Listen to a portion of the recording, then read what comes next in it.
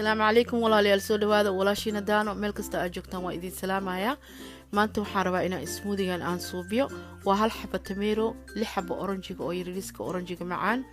1 cup frozen strawberry iyo half oo waxaan ka isticmaali doonaa barbaroonigan half waa barbaroonigeena gaduudna iyo qaado malab iyo 2 bakeeri oo biyo ah walaalyaal oranjiga mani la sheegaa waa vitamin C yaayadana waxaa laga helaa vitamin C iyo vitamin K barbaroonigana waxaa laga helaa vitamin C vitamin K potassium iron iyo fiber oo caloosha u fiican